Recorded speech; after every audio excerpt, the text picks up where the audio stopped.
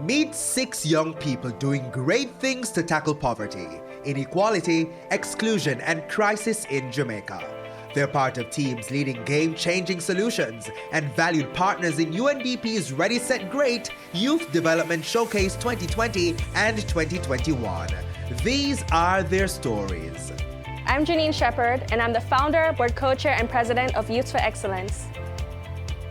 This is the space that we be using at the far end of the field, so it doesn't disrupt the play from the children. For the last 7.5 years, whether it be in Jamaica or the other 7 Caribbean territories that we operate in, the main issue that has affected young people is poverty. With Youth for Excellence, we have been trying to tap into a holistic framework to support children, because then if you look at poverty, it extends to all the other facets of life. They're not able to learn in the classroom simply because they didn't eat food that morning, or they didn't have their eyes checked, or they're in poor health for some other reason. Or simply put, their mom and dad or a single parent cannot afford to provide for them. And that's because they didn't have the foundation that they needed in order to gain access to certain career opportunities. Youth for Excellence has been working on addressing these challenges by taking a holistic wraparound support.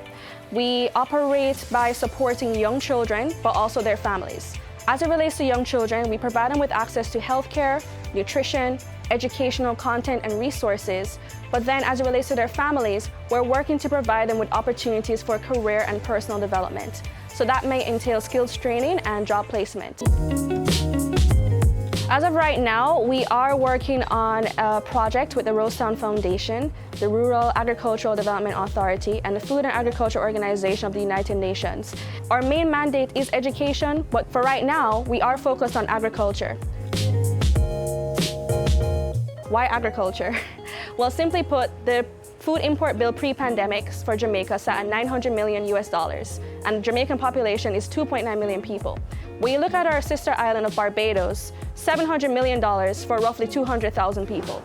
It is clear that we face a major issue with food security. According to the FAO's 2021 report, of the 768 million people who face hunger, 418 million came from the Asian continent, 282 million from the African continent, and 60 million from the Caribbean and Latin America, despite the latter only accounting for 8.38% of the world's population.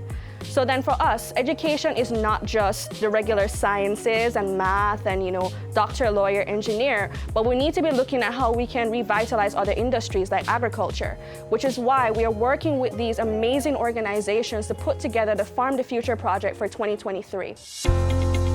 Based on the Ready, Set, Great action items and my own calls to action, I would say that from the 2021 report, I would more focus on points 4 and 12 of the Ready, Set, Great action plan, simply because they focus on funding for youth advocacy and young people who are trying to get into entrepreneurship.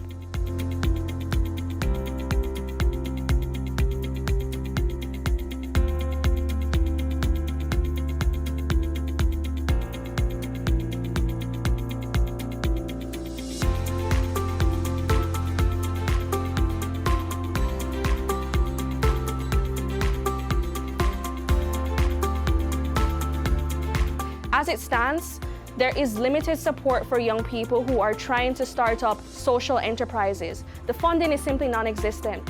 When we compare and contrast to our counterparts in the US, for example, there is a centralized grant system, grants.gov, sam.gov, where you can go online and see what funding is available from the federal government.